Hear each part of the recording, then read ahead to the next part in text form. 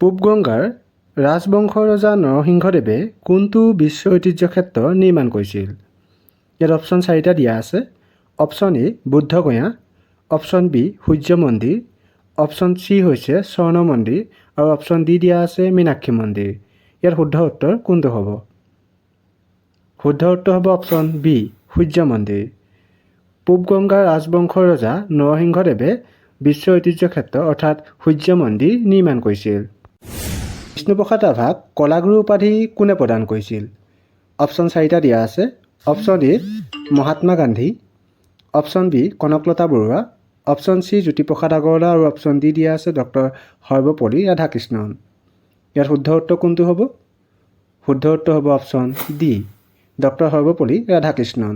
বিষ্ণুপ্ৰসাদ ৰাভাক কলাগুৰু উপাধি প্ৰদান কৰিছিল ডক্টৰ সৰ্বপল্লী ৰাধাকৃষ্ণনে। ৰামকৃষ্ণ মিছনৰ প্ৰতিষ্ঠাপক কোন? অপশ্যন 4টা দিয়া আছে। Option A Swami Ramdev, option B Mahatma Gandhi, option C Chandragupta Maurya আৰু অপশ্যন ডি দিয়া আছে স্বামী বিবেকানন্দ। ইয়াত শুদ্ধ উত্তৰ কোনটো হ'ব? ইয়াত শুদ্ধ উত্তৰ হ'ব অপশ্যন ডি স্বামী বিবেকানন্দ। ৰামকৃষ্ণ মিছনৰ প্ৰতিষ্ঠাপক আছিল Swami Vivekananda.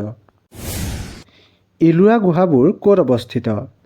Option A Maharashtra, option B Madhya Pradesh, option C Mizoram আৰু অপশ্যন ডি দিয়া আছে মেঘালয়। ইয়াত শুদ্ধ উত্তৰ কোনটো হ'ব? ইয়াত শুদ্ধ উত্তৰ হ'ব অপশ্যন এ মহাৰাষ্ট্ৰ। ইলোৰা গুহাবোৰ মহাৰাষ্ট্ৰত অৱস্থিত। বিশ্ববিদ্যালয়ৰ প্ৰথমগৰাকী অসমীয়া উপাচাৰ্য কোন আছিল? অপশ্যন 4টা দিয়া আছে।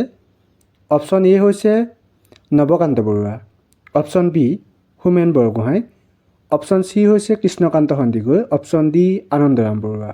ইয়াত শুদ্ধ উত্তৰ কোনটো হ'ব? শুদ্ধ উত্তৰ হ'ব অপশ্যন চি কৃষ্ণকান্ত সন্দিকৈ। গুৱাহাটী বিশ্ববিদ্যালয়ৰ প্ৰথমগৰাকী অসমীয়া উপাচাৰ্য আছিল কৃষ্ণকান্ত সন্দিকৈ।